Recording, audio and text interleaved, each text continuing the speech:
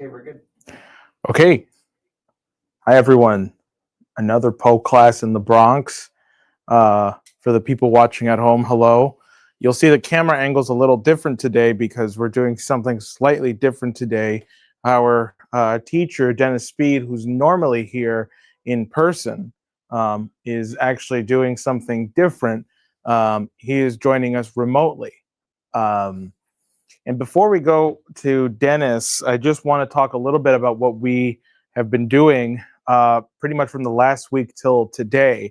It's been a pretty intensive week where we were in Washington, D.C. We were lobbying with Scott Ritter, going through the halls of Congress.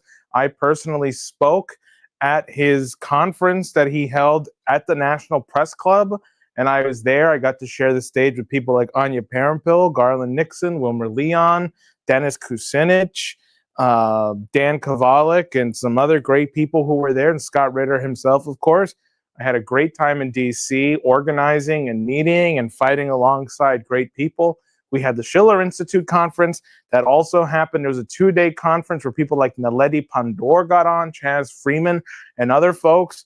And Scott Ritter himself, too, also made an appearance on the Saturday morning conference, and a whole bunch of other names you'll recognize. There has been a lot of action and momentum happening this last weekend. And what's so great about it, as Scott had reported on my call last night, some of you might have tuned in on it, some of you may not have, he believes that it's because of the joint actions that have happened in the last week. We got a statement issued from President Trump who said that it was absurd that the ATACMS were allowed to be placed in Ukraine and used to begin with. And Scott Ritter says that that's our victory. That's our achievement. But we don't have the time to rest on our laurels. We still have another 5 weeks to go before the incoming administration can take over. And that's also another 5 weeks of potential disaster. It only takes one mistake and one slip up for there to be a complete and total chaotic disaster. So the question here for everyone is, what are we going to make sure that we do to make sure that the world doesn't blow itself up? And I want to make something clear. Maybe the nuclear war threat might be lessened when it comes to Ukraine if Trump takes power, assuming he actually follows through with his deals and his motives to reduce the tensions going on in Ukraine and Russia and end the war in 24 hours, as he likes to say. But that still doesn't resolve the question with Iran and Israel. Will we see a limited nuclear exchange happening in the Middle East? That is something the incoming administration is weak on. But will this incoming administration be more receptive to what we do? I think that's a question for us to answer. Will we be potent enough to actually act in such a way that we can make the next administration and future governments listen to what we have to say and what we demand be done? So with that introduction of today's class, I'm going to pass things along to Dennis Speed, who I will bring up on the screen now and hope he can see. There we go. Yeah. There's Dennis there. Yeah, you can, well, don't remove me just yet. But yeah, okay, Dennis, so just say one more thing before we cut to exclusively you. Right. We're just checking right now. I want to apologize for the fact that I'm not there. There are extenuating circumstances that make it impossible for me to be in the Bronx. Go for it. All right. So we're good.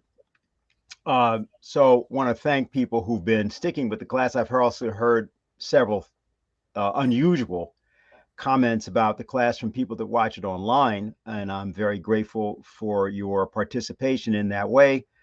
Again, as I said, these things are far better done in person, and they're far better done in a circumstance in which people are able to read aloud.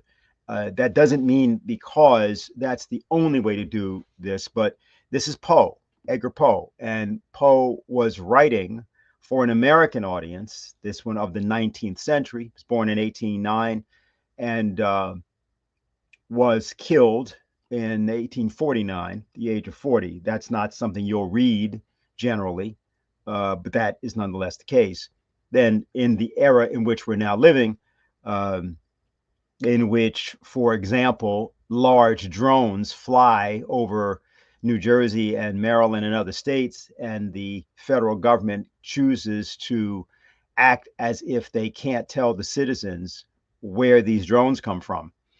You know that we're living in a time in which, and in fact have been living in a time for quite a while, in which the truth is generally either hidden or hidden in plain sight, but never acknowledged as a public fact. And the notion is to keep people mystified, or at least intimidated from discovering the truth or speaking about a truth that they know. So the poet and writer Edgar Poe occupies a place in American history which should be thought about as the second generation after the founders of the nation. He's born in 1809. As I said, the nation was founded between 1776 and 1783. So 87, well, let's say 1789, if we want to be precise about it. And so Poe is born basically 20 years after the founding of America. And so you can think about him as being sort of the second generation. But when we talk about the founding of America, it's important to think about it not merely as the people that made the revolution initially, but the persons that took up the cause of the American Revolution, as did Poe and others. His grandfather, David Poe, was an immediate member of that generation that made the revolution, and saw military service as the quartermaster for the Marquis de Lafayette, meaning he was the logistics officer, and meaning that he was the part of the supply line of the army, and that army in particular, which was a rather ill-equipped army, relied very much on people like Poe's grandfather. Poe did meet the Marquis de Lafayette when Lafayette returned to America in 1824. Poe was 15 years old at that time. And he then later went to West Point, where he became a part of the American, officially part of the American intelligence services. Now, again, the American intelligence services are also not acknowledged. It was referred to as the Cincinnatus Society, organization that was created by Washington, Lafayette, Hamilton, and several of the original founders. And this was an organization which stayed active, particularly in the period of the 1820s and 30s. It included people like Samuel Morse, Fenimore Cooper, and other writers and political figures and inventors also. That's a story that should be told as we approach the 250th anniversary of the birth of the country. What we're here to do tonight, and we've been doing this each time we've met, is we take a story of Edgar Poe and we try to, by reading it and by discussing it, use it as the occasion to at least attack the idea behind why these stories are being written and what the method of investigation in the stories is. Because Poe, for people who might not have any idea of this, was the inventor of what people today call the detective story. He was not the inventor of the short story, although he's very identified with the short story. But in his creation of his master detective, Charles Auguste Dupin, modeled after a composite of several real people, it's a method of investigation that is at the core of a discussion that was ongoing at that time and earlier among people in the United States and the people a part of the faction, the philosophical faction which the American Revolution represented. These were people who were proponents of Gottfried Wilhelm Leibniz and Leibniz's idea of physical economy and practice of physical economy. Leibniz was a scientist, lived between 1646 and 1716, and he invented at the age of 26 what we would call the science of physical economy. This is not political economy. This is not Adam Smith. This is not Kenney. This is not Malthus. This is not the classical school of economics. It's not the Austrian school of economics. It's not the Marxist school of economics. It is physical economy, which became known as the American system of economy, identified with a set of economists out of particularly Philadelphia, Friedrich List being one of them, and the father-son team of Matthew Carey and Henry Charles Carey. They were publishers in Philadelphia, and they published some of Poe's work. Poe himself worked in Philadelphia at a certain point on literary magazines and was part of that tradition. And so his work in science, at least his investigations of science and scientific method, were intended as popular, not just pastimes, not just vocations, but popular public education. The notion was not that you had to wait to go to school or that you should only be in school and be educated. In fact, many of the founders themselves didn't have that experience. Benjamin Franklin, for example, spent less than a year in any form of public education whatsoever and was known as the greatest of the scientists of that period of the 18th century, particularly in the mid 18th century, because of his work in electricity. And it was also the case that if you look at the founders as a whole, people like Washington and his work in surveying, to understand Washington as a military commander, you have to understand him as a surveyor and what surveyors do. And perhaps the best approach to doing that would be to begin to think about the work of Carl Friedrich Gauss and his geodesy studies, and to think about what is being done by the people at West Point and others. It's not merely a question of trying to figure out how to create sites for the creation of cities or do other kinds of investigations of that type. It's a more complex idea and is at the forefront, or can be at the forefront, of what we used to be called natural philosophy before it then became called physics or other derivative fields. So tonight's story is The Oval Portrait. This is a story that was written just before, at least published just before, The Mask of the Red Death. We've read that story here. And it is a story which is another form of parable, as that story was. And what we're going to do is just begin with it. And we've got a feature tonight that we've encountered before. And the best way to show it is to just read it, and you'll see what that feature is. We have two versions of the story. We have two versions, not because there were two versions written by Poe. Poe wrote one version. But unfortunately, if you go to the internet and just look up this story, or if you go to the internet and look for a reading of this story, there are several of them. If you just go on and, as they say, Google it, you'll get several readings that'll pop up. And you'll probably hear a reading that sounds like the first of the readings we're going to have. So what I'd like, Jose, if Lynn could read the... Yeah, sure. You can hear me, right, Dennis? Yes. Okay. You first, Lynn. Here, I'm going to make it easier for you to just do it this way.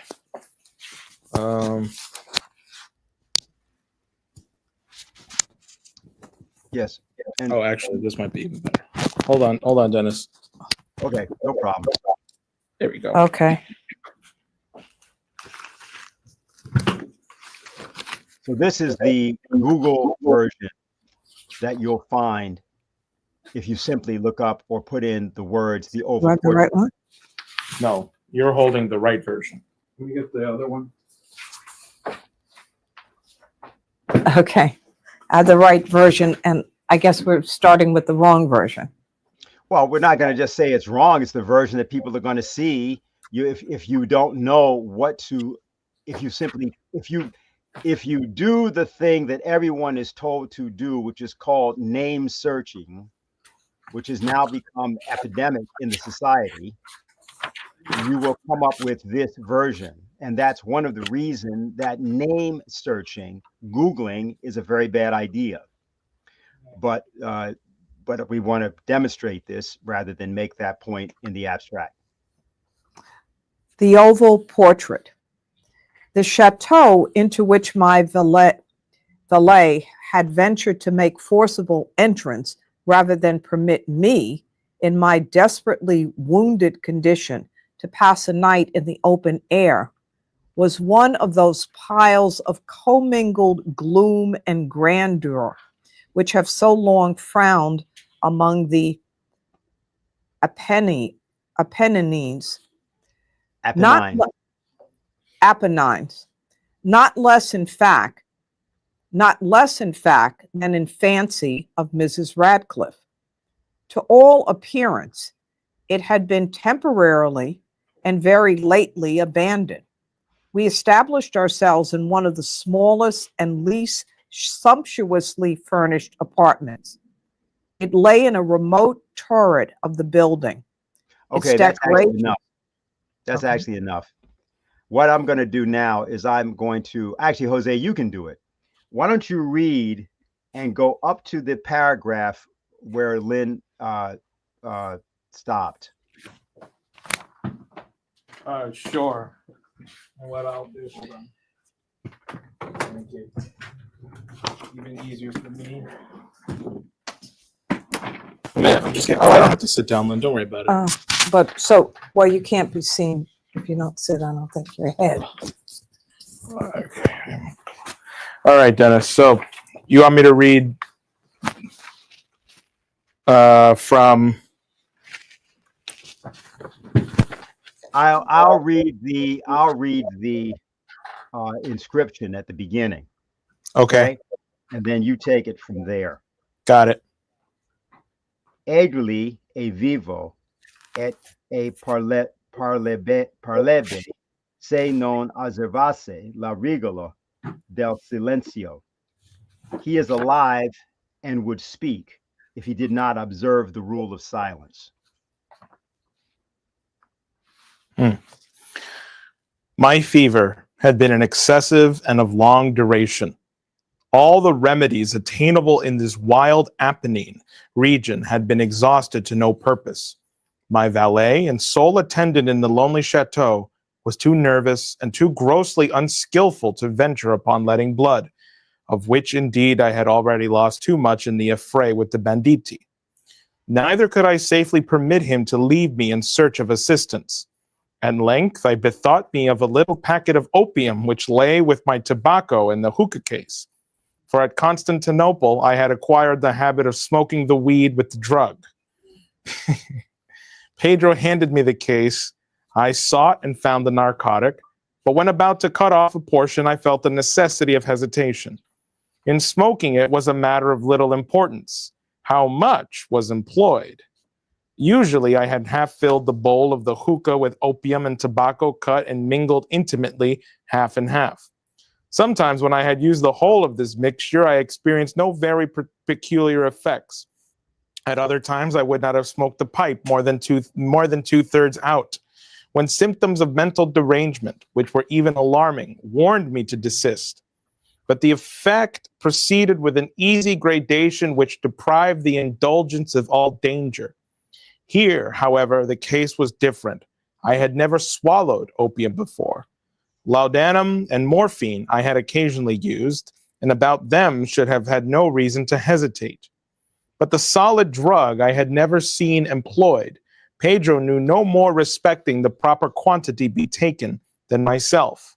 And thus, in this sad emergency, I was left altogether to conjecture. Still, I felt no especial uneasiness, for I resolved to proceed by degrees. I would take a very small dose in the first instance. Should this prove impotent, I would repeat it, and so on until I should find an abatement of the fever, or obtain that sleep which was so pressingly requisite, and with which my reeling senses had not been blessed for now more than a week. No doubt it was this very reeling of my senses. It was the dull delirium which already oppressed me, that prevented me from perceiving the incoherence of my reason, which blinded me to the folly of defining anything as either large or small, where I had no preconceived standard of comparison. I had not, at the moment, the faintest idea that what I conceived to be an exceedingly small dose of solid opium might, in fact, be an excessively large one. On the contrary, I well remember that I judged confidently of the quantity to be taken by reference to the entire quantity of the lump in possession, the portion which, in conclusion, I swallowed, and swallowed with fear. Without fear, excuse me, and I swallowed without fear, was no doubt a very small proportion of the piece which I held in my hand. Okay, continue. The chateau into which Pedro had ventured to make forcible entrance rather than permit me, in my desperately wounded condition, to pass a night in the open air was one of those fantastic piles of commingled gloom and grandeur which have so long frowned upon the Apennines. Not less, in fact, than in the fancy of Mrs. Radcliffe, to all appearance. Okay, stop. So that sentence that people have just heard is the first sentence of the first version we heard. All of what was just otherwise read precedes that version, which is the one that you will Google if you look for this. And so my question is why? I realize that normally we would just read through the story, but I want to first of all pose that question. Why do you think, including generally in the readings, I listened to 3 different readings of this that are online, and all of them begin with the sentence, the chateau.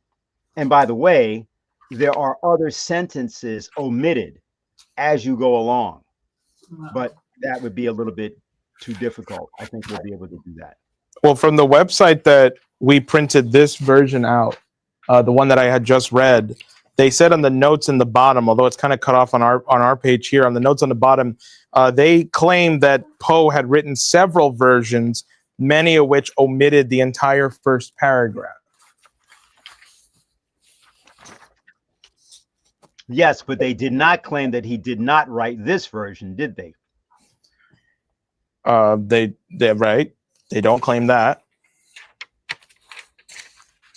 So what the important element here is that the edition, let me just make this clear to people. There's an edition of Poe stories called the Unabridged Edgar Poe, Edgar Allan Poe, they call it, should be called Unabridged Edgar Poe. And that's the edition that I use. I've had it since 1985, and I've had it because the reason is that these are the editions I have are the way these stories were originally published. It's true that Poe sometimes changed his stories, but it's also true that if you want to have an idea of what the actual process is that he goes through in composing stories. So this is not a by the way, how did you get the version that you got? It was actually Kynan's. The one I just read? Yes. How did we actually end up finding it? There was a website. There was like one version I found, the one Lynn read, and the other version, which is the right version, I found on another site. Okay, well, it was just... So this version that we're taking as better is from EdgarAllanPoe.org, and they have various publications, and they have notes about different texts, but the text that we got for the last story, William Wilson, was generally in agreement with the unabridged version, but there was one sentence redacted on that. So this website isn't necessarily, particularly trustworthy. There's a lot of different versions on that website. Did you hear that, Dennis? Yeah, but that's a difference of a sentence. There is, for example, a sentence as you go along in the paragraph that you were just reading, there are a couple of sentences. In fact, let's give that as an example, because it's one thing if you're taking a sentence out, which I also object to. It's another thing if you take out the paragraphs that you just read, and I'll say why I think is so much different when we conclude the story. So do me a favor, just read down in that paragraph, and then I will point out the difference. So In that first paragraph, right? Yes. Yes. Okay, I'll start. No, into the chateau into which Pedro. Oh, excuse me. Okay.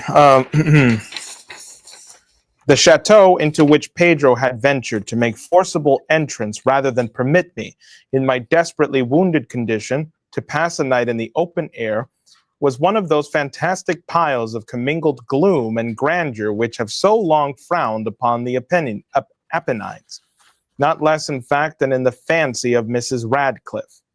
To all appearance it had been temporarily and very lately abandoned. Day by day we expected the return of the family who tenanted it, when the misadventure which had befallen me would, no doubt, be received as sufficient apology for the intrusion.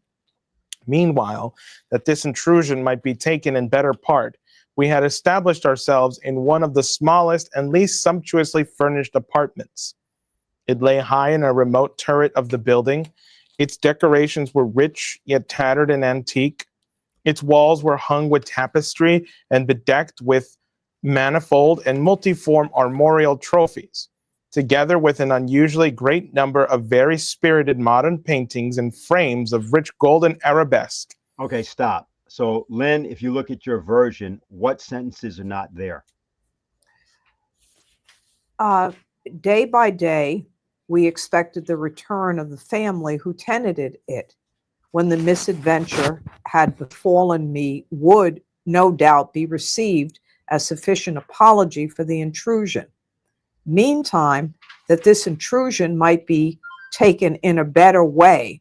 Okay, so that entire section, which is also a reference, of course, to the adventure that you have no idea, you know something about in the original version, but have no idea in this version is, yeah, so that's has even happened. So what has happened in the version that we are calling the better version that doesn't happen in the other story at all?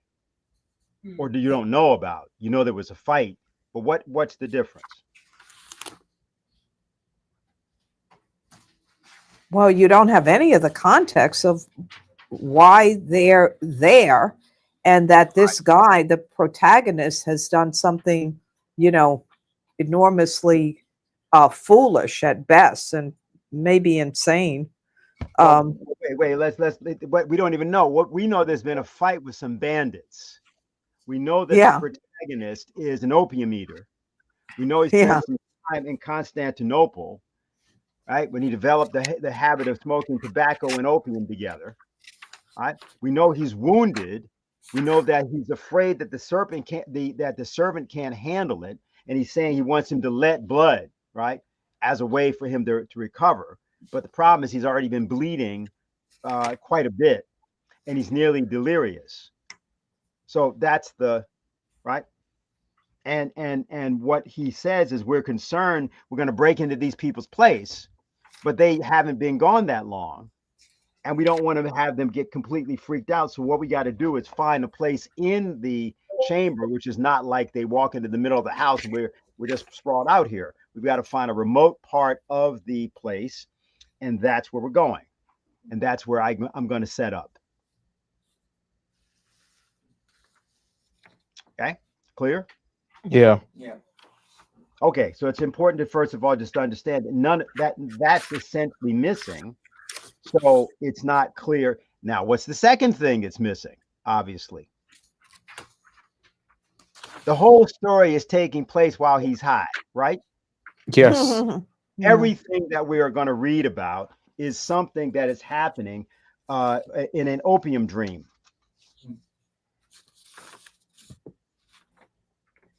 Okay, now let me say one other thing, and then we're going to just continue and then read it. Mrs. Radcliffe Anybody got any idea who that is or what that refers to? No. Anyone here? That's a woman named Anne Radcliffe. Anybody want to look that up? We're not going to wait, but somebody should look that up. The writer Anne Radcliffe. And we'll continue to read, and I'll pick it up from here from the version, and maybe somebody can just look that up. The other thing to look up so people are clear, and we'll actually show this, arabesque is something that has been referred to. The Apennines are a group of mountains in Italy. So this is happening someplace in northern Italy, I believe. But that's where the setting is.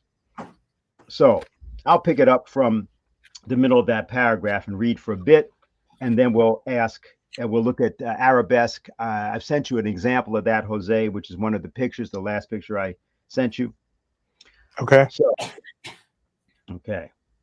Day by day, we expected the return of the family who tenanted it, when the misadventure which had befallen me would no doubt be received as sufficient apology for the intrusion. Meanwhile, that this intrusion might be taken in better part, we had established ourselves in one of the smallest and least sumptuously furnished apartments. It lay high in a remote turret of the building. Its decorations were rich, yet tattered and antique. Its walls were hung with tapestry and bedecked with manifold and multiform armorial trophies, together with an unusually great number of very spirited modern paintings in frames of rich golden arabesque. In these paintings, which depended from the walls not only in their main surfaces, but in the very many nooks which the bizarre architecture of the chateau rendered necessary, in these paintings, my incipient delirium, perhaps, had caused me to take deep interest, so that, having swallowed the opium, as before told, I bade Pedro to close the heavy shutters of the room, since it was already night, to light the tongues of a tall candelabrum which stood by the head of my bed, and to throw open far and wide the fringed curtains of black velvet which enveloped the bed itself. I wished all this done that I might resign myself, if not to sleep, at least alternately to the contemplation of these pictures and the perusal of a small volume which had been found upon the pillow and which purported to criticize and describe them. Long, long I read, and devoutly I gazed. I felt meantime, the voluptuous narcotic stealing its way to my brain. I felt that in its magical influence lay much of the gorgeous richness and variety of the frames, much of the ethereal hue that gleamed from the canvas, and much of the wild interest of the book which I perused. Yet this consciousness rather strengthened than impaired the delight of the illusion, while it weakened the illusion itself. Rapidly and gloriously the hours flew by, and the deep midnight came. The position of the candelabrum displeased me, and outreaching my hand with difficulty, rather than disturb my slumbering valet, I so placed it as to throw its rays more fully upon the book. But the action produced an effect altogether unanticipated. The rays of the numerous candles, for there were many, now fell within a niche of the room which had hitherto been thrown into deep shade by one of the bedposts. I thus saw in vivid light a picture all unnoticed before. It was the portrait of a young girl just ripened into womanhood. I glanced at the painting hurriedly and then closed my eyes. Why I did this was not at first apparent even to my own perception. But while my lids remained thus shut, I ran over in mind my reason for so shutting them. It was an impulsive movement to gain time for thought, to make sure that my vision had not deceived me, to calm and subdue my fancy for a more sober and more certain gaze. In a very few moments, I again looked fixedly at the painting. Okay, someone else want to read?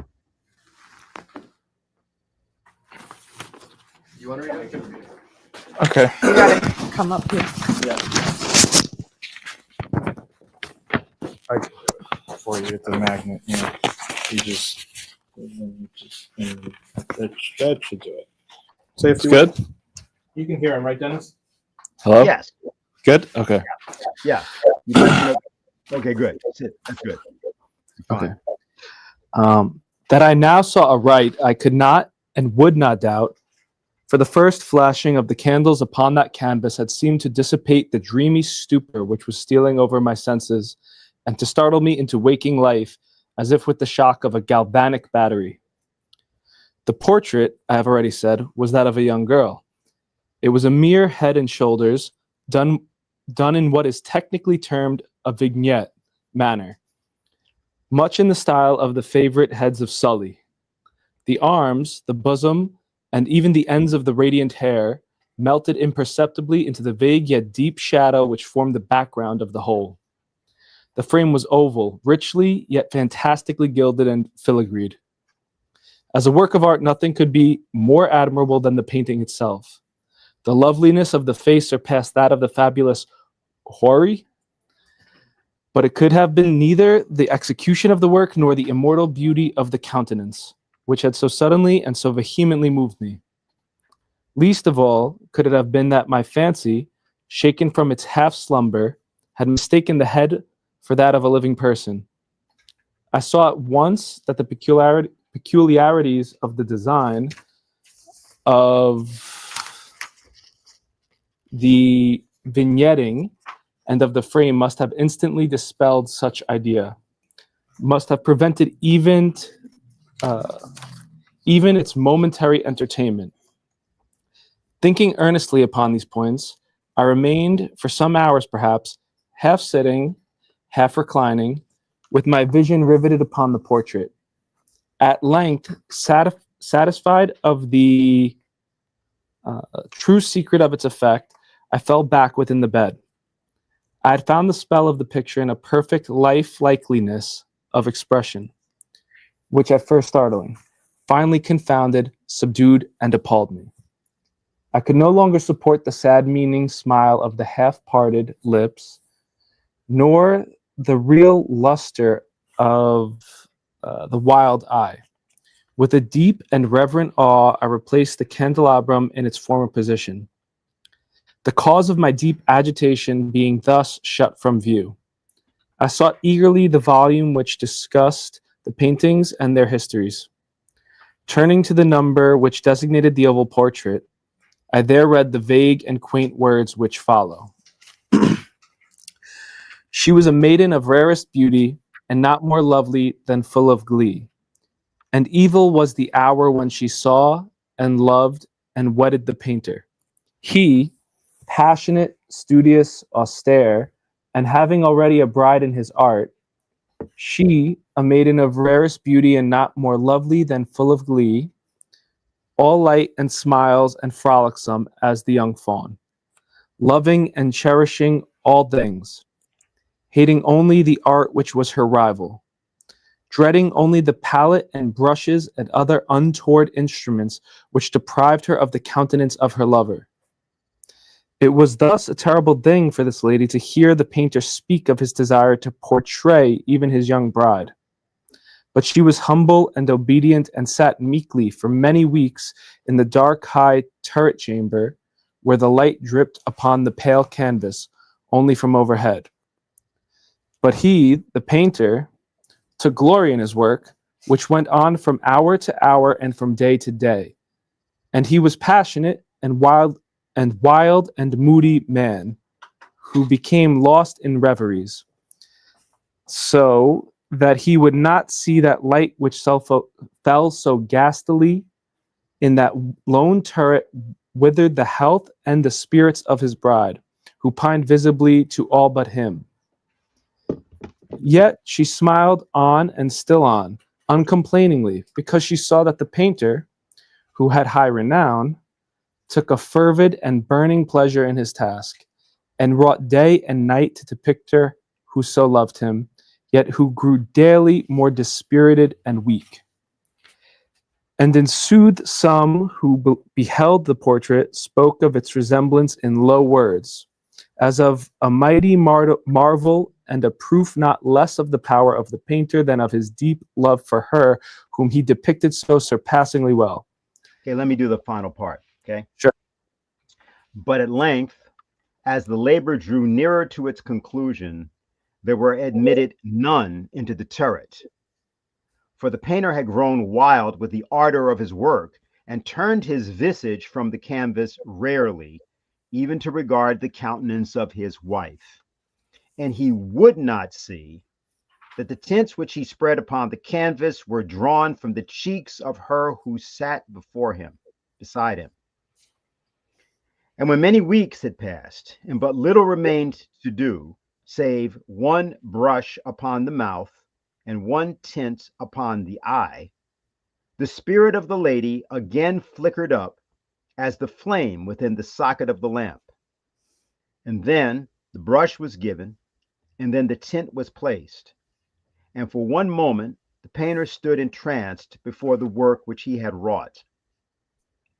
But in the next, while yet he gazed, he grew tremulous and very pallid and aghast, and crying with a loud voice, "This is indeed life itself," turned himself suddenly round to his beloved, who was dead. The painter then added, "But is this indeed death?"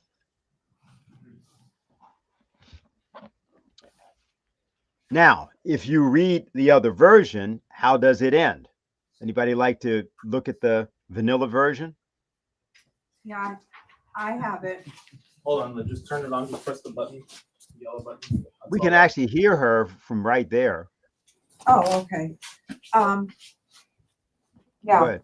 ends by saying, I'll just read the whole full last sentence. And then the brush was given, and then the tint was placed. And for one moment, the painter stood entranced before the work that he had wrought. But in the next, while he yet gazed, he grew tremulous and very pallid, and aghast, and crying with a loud voice, "This is indeed life itself," turned suddenly to regard his beloved. She was dead.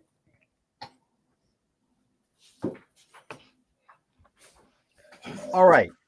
Now, there are a few things that we want to do with this in terms of looking at this story. Did anybody look up Anne Radcliffe?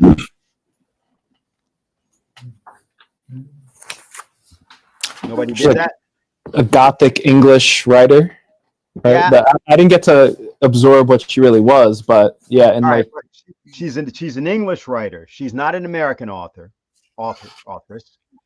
And she's doing kind of like what Mary Shelley did with Frankenstein. You know, it's just like Anne Rice or one of these people from the United States, or with Stephen King, that sort of thing. Different style, of course, but that's what the basic idea is. And so she appears in the story as a reference after our opium episode, immediately after that. And in the sentence, the chateau into which Pedro had ventured to make forcible entrance, rather than permit me in my desperately wounded condition to pass the night in the open air, was one of those fantastic piles of commingled gloom and grandeur which have so long frowned upon the Apennines, not less in fact than in the fancy of Mrs. Radcliffe. So he's saying that they're in a place, you know, like Dracula's castle kind of thing. Maybe not that extreme, but that's the sort of idea. And they happen upon this place, and they find themselves in it. It's sort of like you can think about it in a little bit of a different way, sort of like the mansion in Citizen Kane, or Norman Desmond's place in Sunset Boulevard. It's not the same style architecturally, but the same idea. Something that you sort of come upon, and it's there, and it's got this quality of brooding, of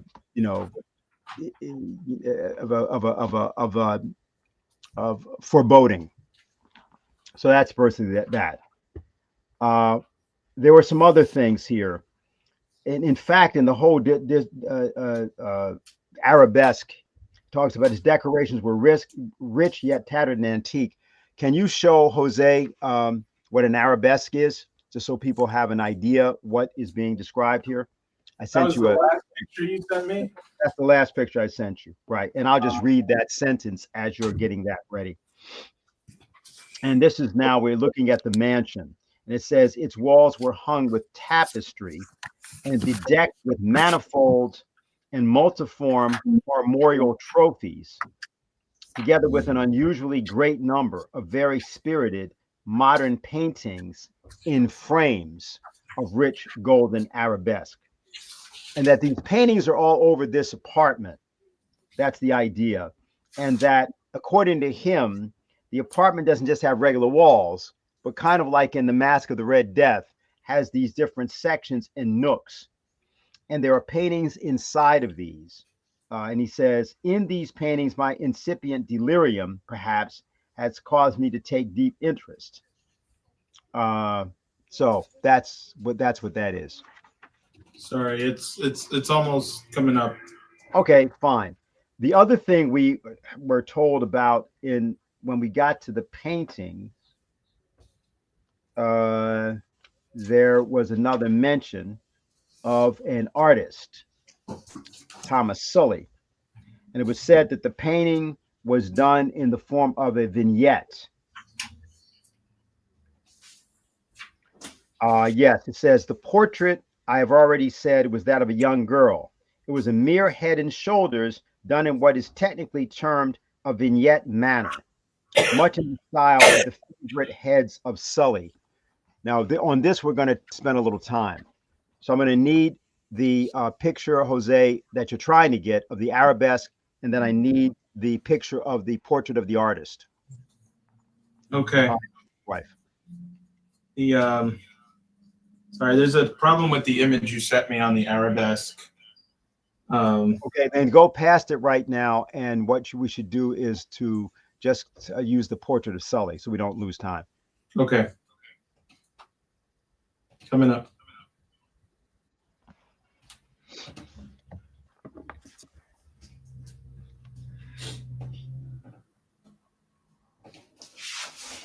Sorry, I don't. Hold on. Almost just give us another 20, 30 seconds. Okay.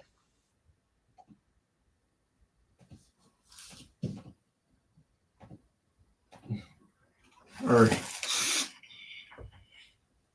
okay.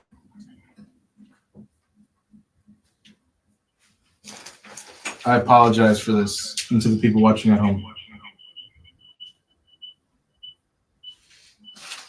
Oh.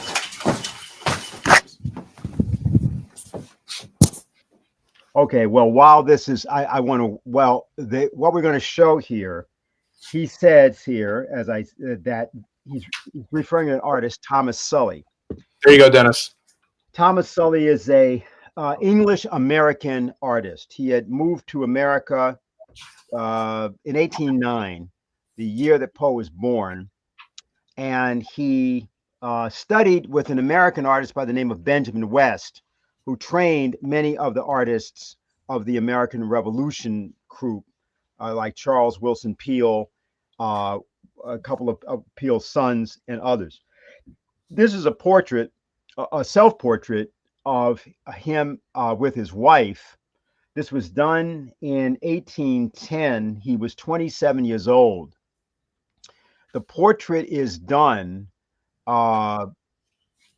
after the death of his son was 1 year old, and he was doing this portrait to try to capture, well, he was actually trying to make his wife happy, but instead was capturing their mutual grief.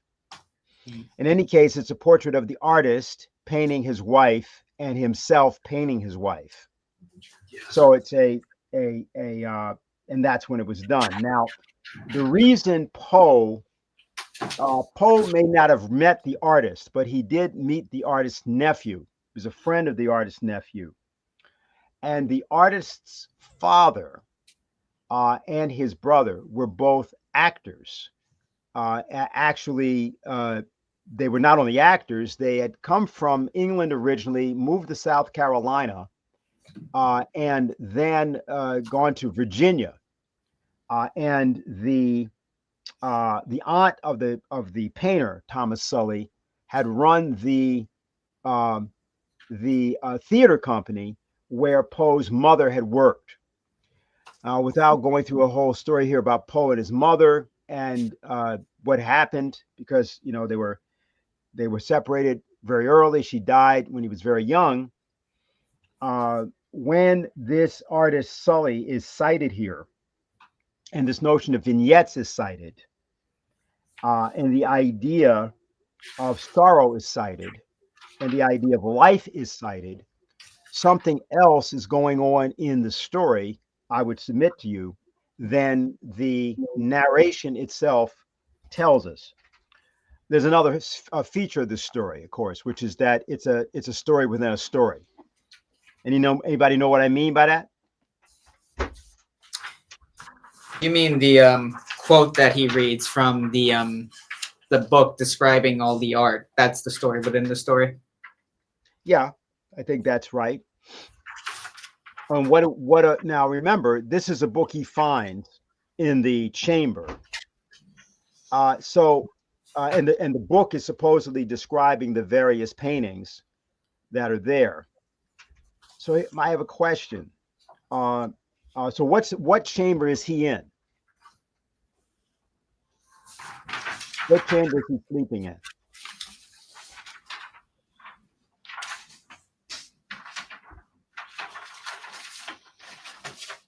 People understand my question?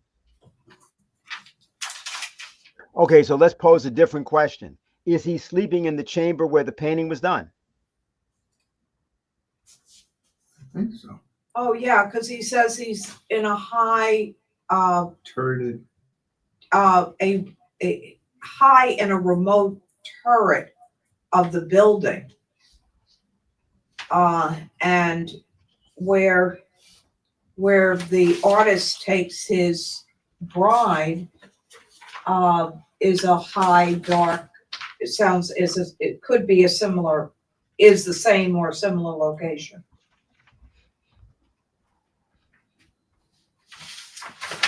At length, as the labor drew nearer to its conclusion, there were admitted none into the turret. Yeah, so it's probably the same place. So, although their idea is to be nondescript and to be obscure and to not be in the way in the event that the owners of the building come back, where in fact does he go?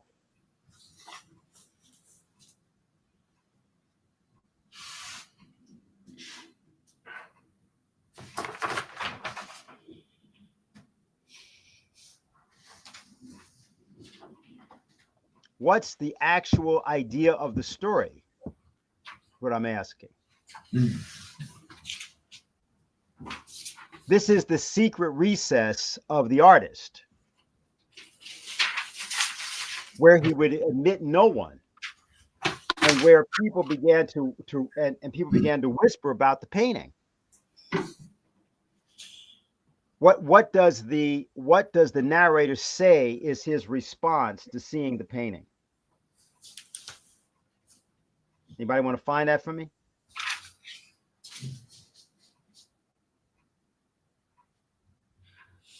He says this is indeed life itself. Well, there's that. But that's the artist. He immediately closes his eyes. Yeah. Initially, he had to pause and stop himself and kind of gather his, I guess, his mind or whatever to reapproach the painting. Right? Mm-hmm. He, like Robert just said, he had to close his eyes and become sober-minded. Yeah, and then what does he say about it?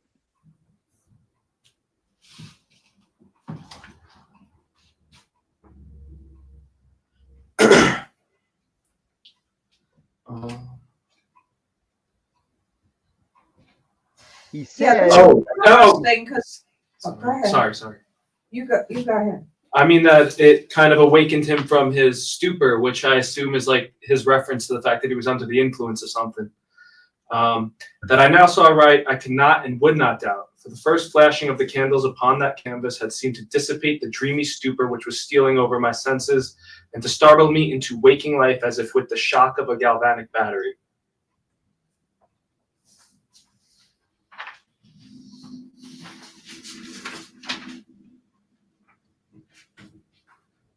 I had found the spell of the picture in a perfect life-likeliness of expression, which at first startling, finally confounded, subdued, and appalled me.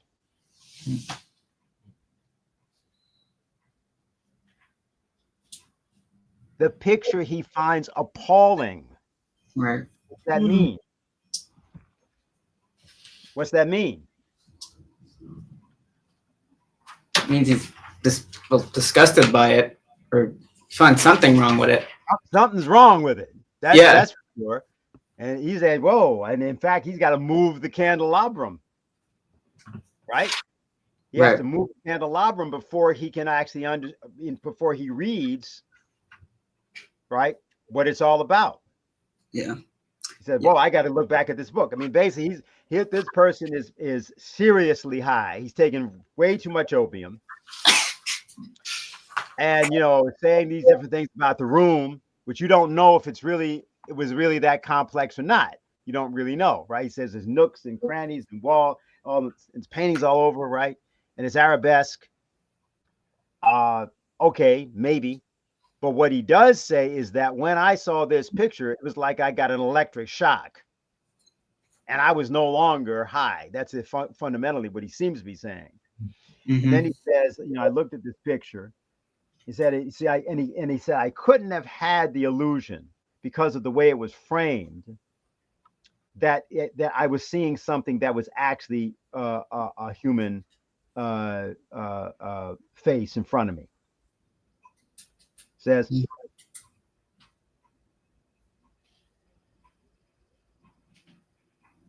least of all could it have been that my fancy, shaken from its half slumber, had mistaken the head for that of a living person.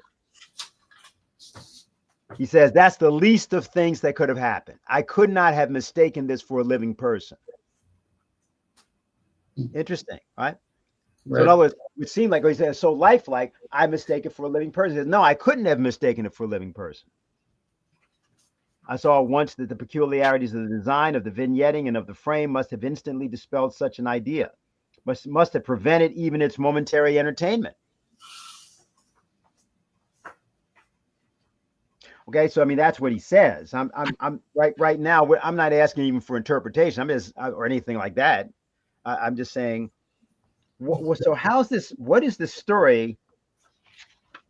The story has some important things to it, doesn't it? Right? It's sort of saying a lot of things about perception,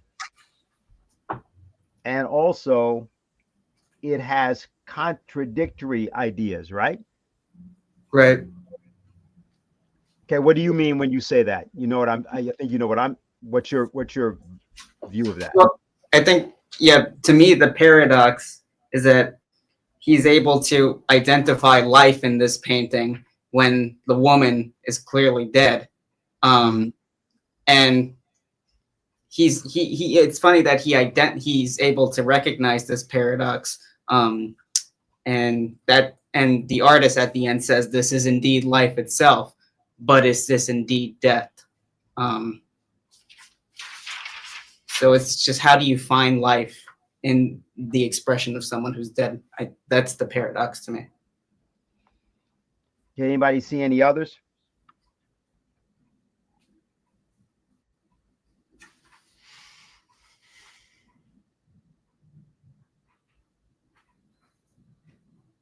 One thing we know at the beginning of the story, I just want to point out, he talks about opium and using opium, and he talks about the differences of mental derangement, or using it in a way in which that won't happen to you. He said, but I never swallowed it before. And then he says, Pedro knew no more respecting the proper quantity to be taken than myself, And thus, in the sad emergency, I was left altogether to conjecture. Now, what's happened? He's been wounded. We don't know where. We don't know what it is, a leg wound, it's whatever it is, but it's very painful. And so the idea is they've got to do something so that he can sleep, rest in some way, or not feel the pain. And he says, okay, I'm going to take a very small dose in the first instance. And I'll repeat it. Then he says, no doubt it was this very reeling of my senses. It was the dull delirium which already oppressed me. So he's saying he's nearly delirious before he's taken the opium. So that's one thing to realize. So when he takes it, it's a compounding situation. And he says, which blinded me to the folly of defining anything as either large or small, where I had no preconceived standard of comparison. So this story, like Descent into the Maelstrom, is talking about the fact that this is a person going into a situation in which they have no preconceived method of comparison.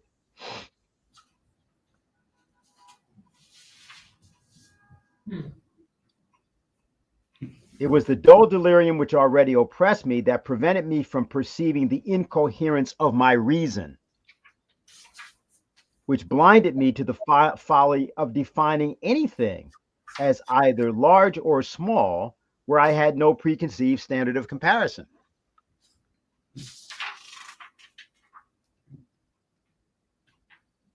Now, I mean, maybe it has no importance, but let's note that this is said to us at the beginning of the story, and that there's an experience with his portrait, which reminds the writer of the portraits of Sully.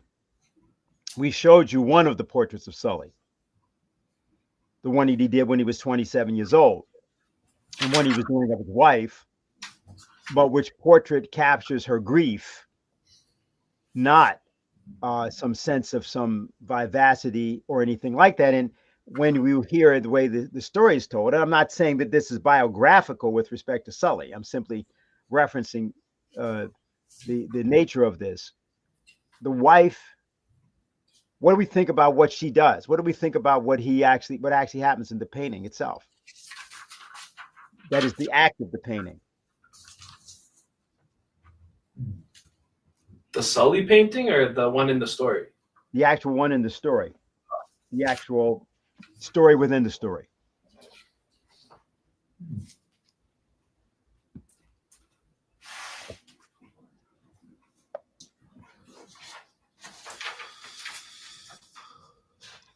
Like her life ebbs and the painting waxes. Yeah, her painting, the painting becomes life and her life ends. So it's almost like her life goes into the painting. Yeah, why? Exactly. That is what is said. Why is that happening? His passion for the arts was her rival, and she lost out to his passion for his muse. Is there something that tells us that? I understand what you said. I don't know how the other editions are printed. So I don't know whether you have italics on the word would. Do you have that? Yeah. In this? That he Right. would not see the light that fell so ghastly, that one? Yeah, so could you read that sentence so that people who are listening would know what we're referring to? And he was a passionate and wild and moody man who became lost in reveries, so that he would not see the light which fell so ghastly in the lone turret, withered the health and spirits of his bride, who pined visibly to all but him. So now what? So what does this say? It says he would not see that the light which fell so ghastly in that lone turret. What light? What are we talking about here? Somebody look back and read it. It's right. It is there. Just read it. Anybody see it? Candle? Candelabra? Well, there's a small light which is dripping above that. But in the, just read the sentence. It's right there. sorry. Anybody see the sentence? Somebody should just read it.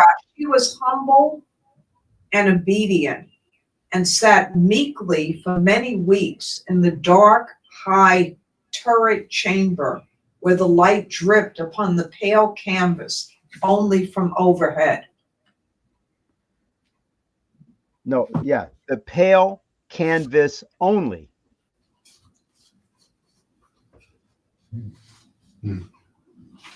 Okay, now, okay, so what's the picture? Somebody tell me what the picture is of this room when this is being done, this painting's being done.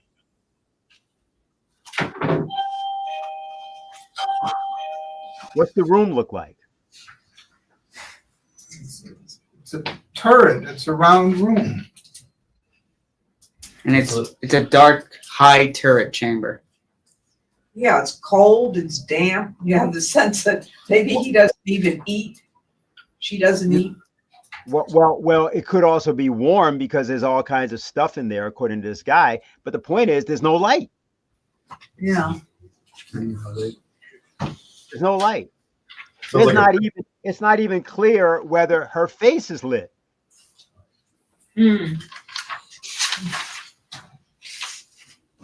It's not even clear how clearly he can see her. I mean, he must not be able to see her too clearly if the point is she's dying and he's painting her. Right.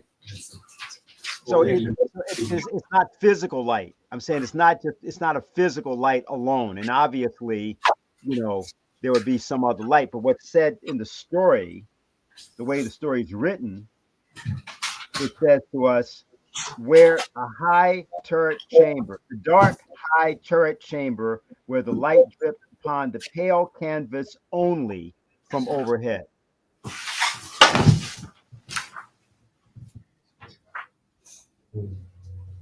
But the painter took glory in his work, which went on from hour to hour, from day to day.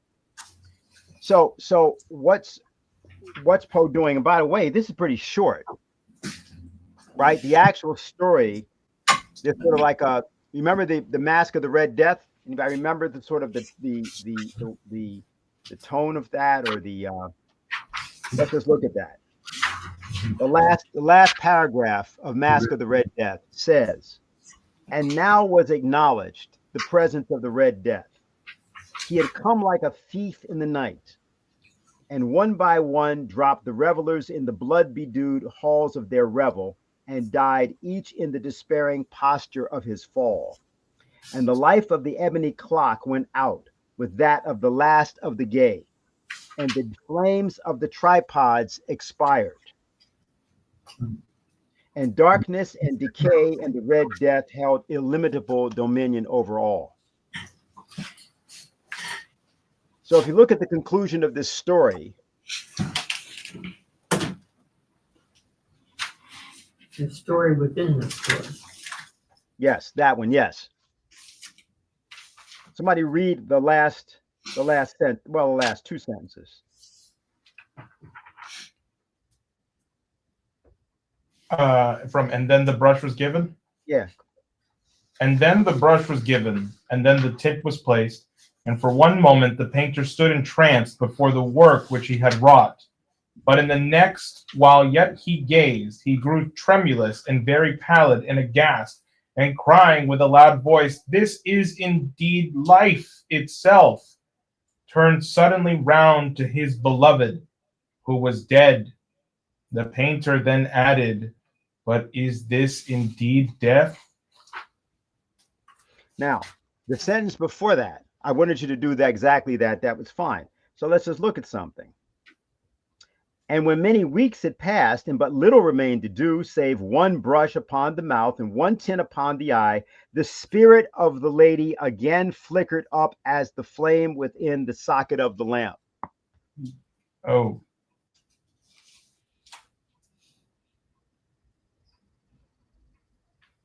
What is happening? What's that mean? Well, it's like it was the act of him actually painting her is what is bringing her kind of back to life and transferring over the her into the painting. Okay. Anybody else think anything else?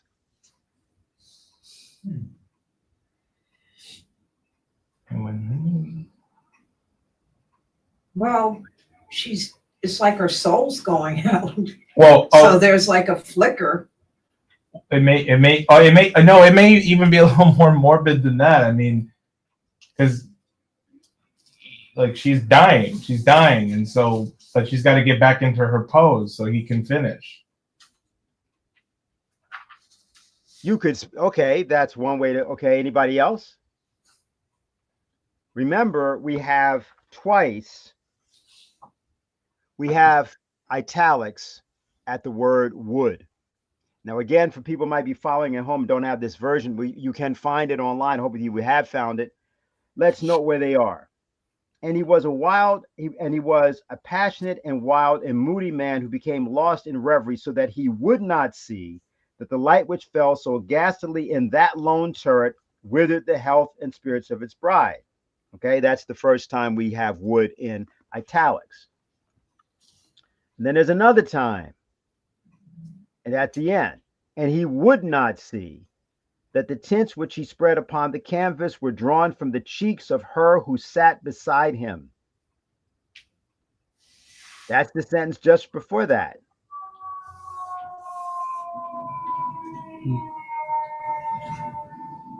So what happens?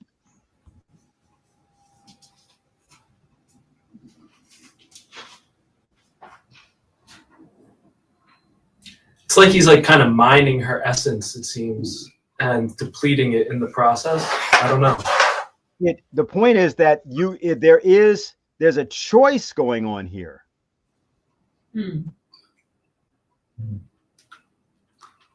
Right, he's consciously deciding He's killing her. He won't see it. Yeah. Painter, right? He's a painter. So if he's painting, Well, right before that, he's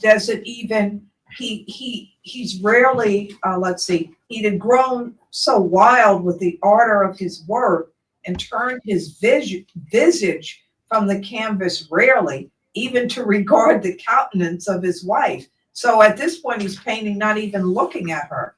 He has sort of an idea of her, which is not her. Yeah. Oh, right. That was the whole thing about the light, because he actually can't see her. It's because the right, like maybe I'm reading it wrong, but he's where was it? But she was humble and obedient and sat meekly in the dark high turret chamber where the light dripped upon the pale canvas, meek only from overhead.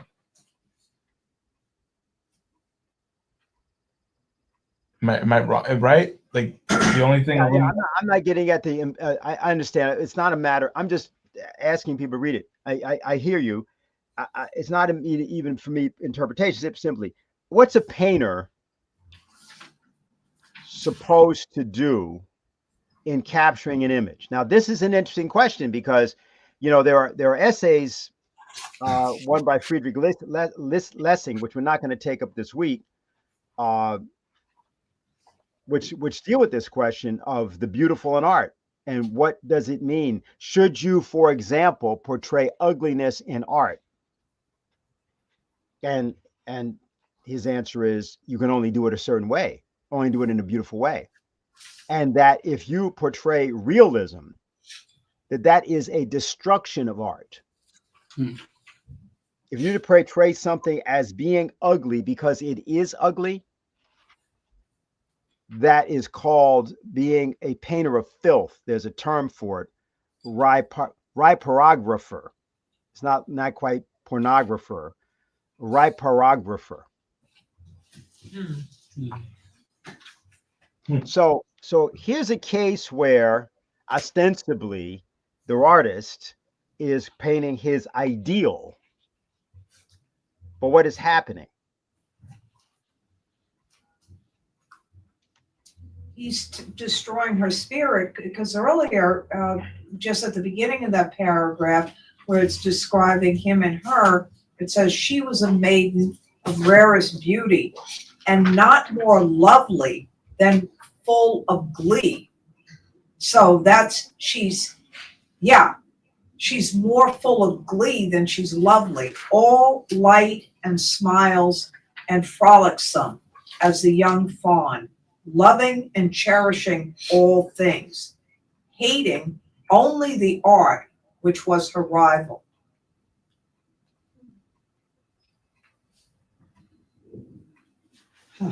Interesting. Art is capitalized. Clearly, Poe is at war with an idea that he wants to excoriate. He is polemicizing against. And it said she dreads only the palette and brushes and untoward instruments, which deprived her of the countenance of her lover. Right, but the main verse says, evil was the hour when she saw and loved and wedded the painter. That was her doom. Why would that be? Because the art was more beautiful than her. You know, there's a verse. Though I speak with the tongue of men and of angels and hath not charity, I am become as sounding brass and a tinkling cymbal. Mm-hmm. And it talks about, and though I give all my alms to the poor, and though I give my body to be burned and hath not charity, I am nothing. Mm-hmm.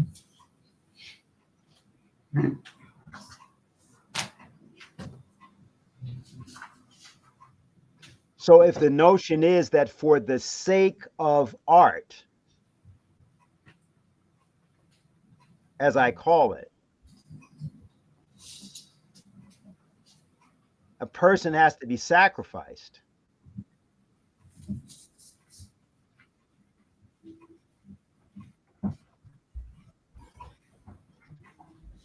Then there's a question, right? Now, you know, Yeah, that's a good word, sacrifice, because that is almost like it's like a ritual sacrifice to create something which is dead, or at least the way it's executed in this. I mean, I can't help thinking when I read the end part, this is life itself. I keep thinking of the Juan Perea, which is exactly the opposite of you, I could have had people. I apologize to people watching because they're just watching me and they never see you guys. If you want, somebody can just walk up, just so we break the. I'm sorry, we have this. You're watching the cat's fine, I guess, but you wouldn't mind just saying. We could. If you can pull up a print of that, that would be useful. Of the Perea. Yeah. There's a very extraordinary painting by Velázquez, which is done of his manservant or slave, Juan de Perea. And Perea is actually taught in part, but learns from Velázquez, and he becomes himself a great painter. So this is the 17th century, and Perea and Velázquez go to Rome on behalf of King Philip, Philip II, I guess. And at any rate, it's a year of Jubilee. But during this, Velázquez, who's known as the greatest painter of the time, certainly in Spain, gets a number of commissions, including one to do the Pope. And what he does, allegedly as a study for this, is he does a painting of his manservant, Velázquez, and he submits this. There's a huge contest that involves all of the great painters of Europe. They all do a painting. And one of the paintings, he submits this painting of his manservant, Juan, which is basically life-size. Juan takes the painting down to the, I guess it's in the Colosseum, or the main palazzo in Rome. And as he's walking, everybody says to him, which is you and which is the painting? Because the painting was so lifelike. Now, this is lifelike in a completely different way. And this painting is at the Metropolitan Museum of Art. And it was, many of us went there several times during the exhibit. Well, they exhibited not only this painting, but they exhibited many of Velázquez's, many of Juan de Pareja's paintings, because he himself was freed this year in the Jubilee year 1650 and became a master painter. And his paintings are in the Prado. But this is the painting by his friend and teacher. And if you look at the painting, it really is, you see the life and the vitality which is in this individual. And if you're standing there looking at it, particularly in person, I think people perhaps can see it there. This is not a painting of a slave. This is a painting of someone who internally is very noble, but noble not in the sense of a title, but noble in terms of his actual character. And Velázquez is able to bring that out. So it's anyway, I think it's very interesting, this contrast, to think about what it would be to capture the essence, the life, the spirit of somebody, versus clearly what the painter, this sort of really evil painter, has done in this in the story. Let me reference one other matter, because this would come up if you happen to know or have ever heard the story, The Picture of Dorian Gray by Oscar Wilde. Because what happens in that case is that in selling, well, let's just put it this way. It also, rather than tell the story of it, people should go take a look at the story.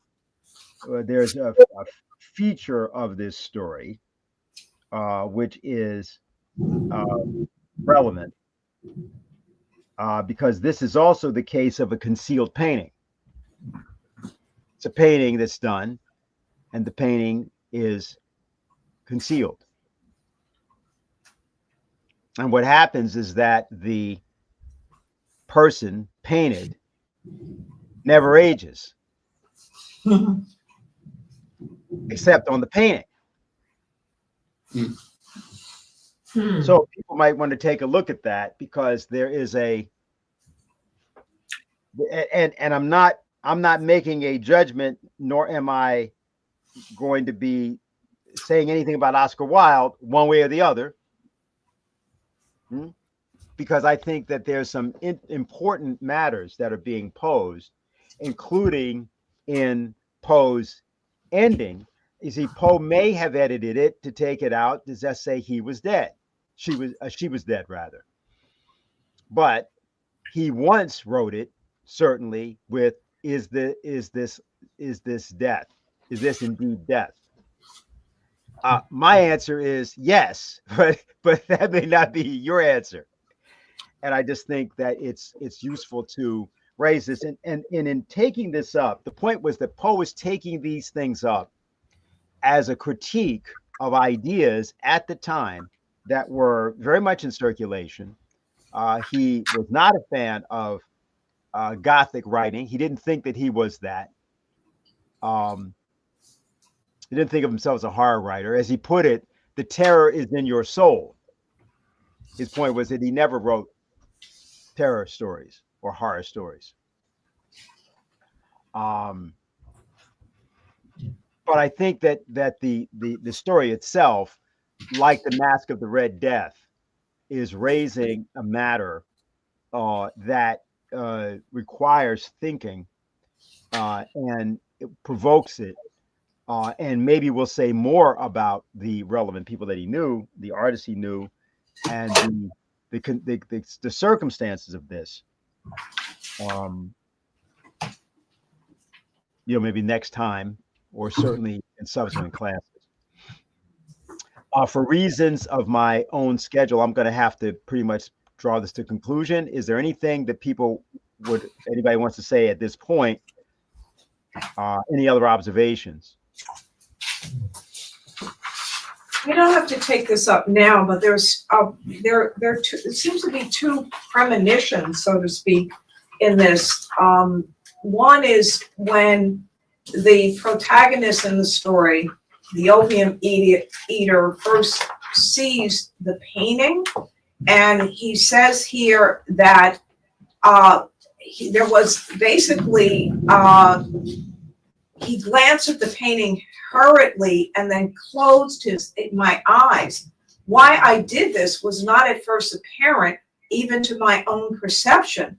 But while my lids remained thus shut, I ran over in my mind my reasons for so shutting them. It was an impulsive movement to gain time for thought. So he has some kind of premonition right at the beginning that he can't look at this. There's something wrong, even before he looks at it more deeply.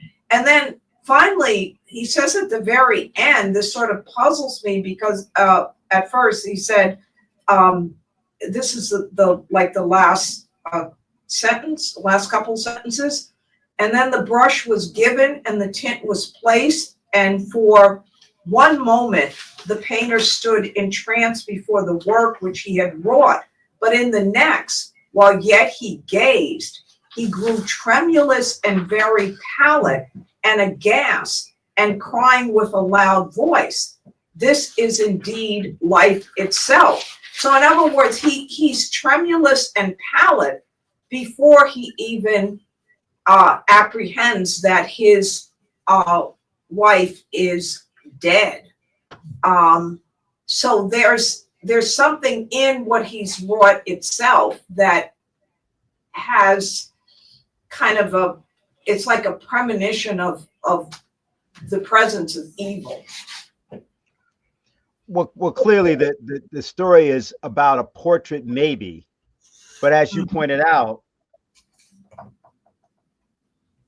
I glanced at the painting hurriedly and then closed my eyes. Why I did this was not at first apparent even to my own perception.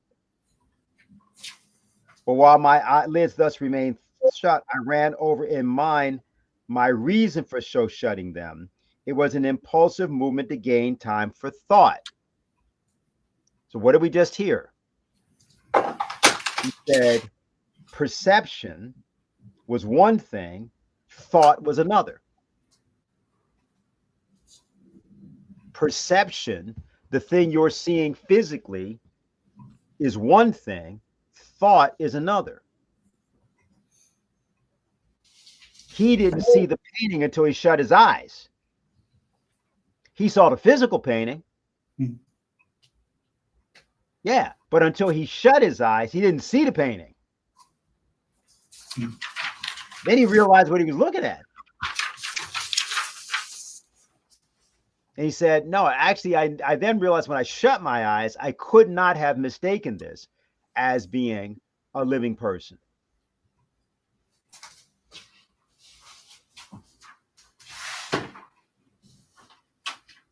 See, so I think it's useful to just read this story again. We might be. I guess you guys could do it. I don't mean I would. It probably is a good thing, and I maybe may have gone a little bit too long to do it right now. But I would encourage people to do it because the first part of the story is all about physical, agony. The delirium. And there has a lot of sort of descriptions which are interesting actually, because of course it's saying, well, this was one of the least sumptuous parts of this whole place, and it's plot clearly very rich and at the same time very gloomy, kind of like the House of Usher, if you know that story by Poe.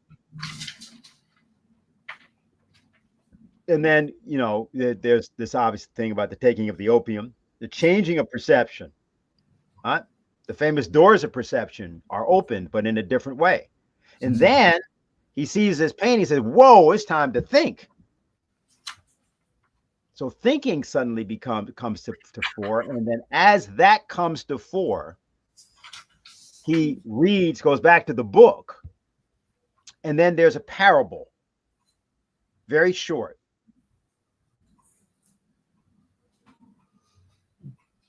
And the parable he takes to be about this painting.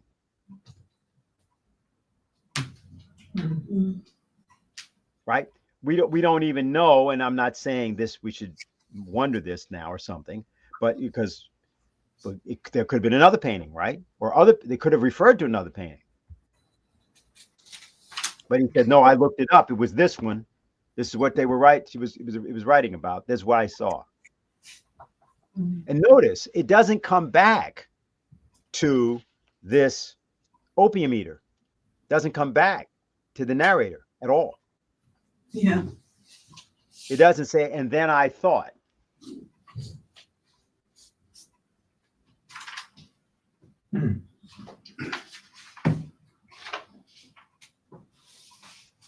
Almost like he's the painter. It ends with a question. And I think that's where we should end the question. And we'll see about next week. We'll continue. There may be another presentation different than these presentations next week, but I think that's where I'm going to leave it at this point because I've got to do some other things. But you guys, you want to take it over here? Yeah, no, I think we'll cut off the stream here and we'll take it back in person. Thank you, Dennis, for joining us, and thank you everyone for watching online. Yeah, I think we'll cut it there. So we can go offline and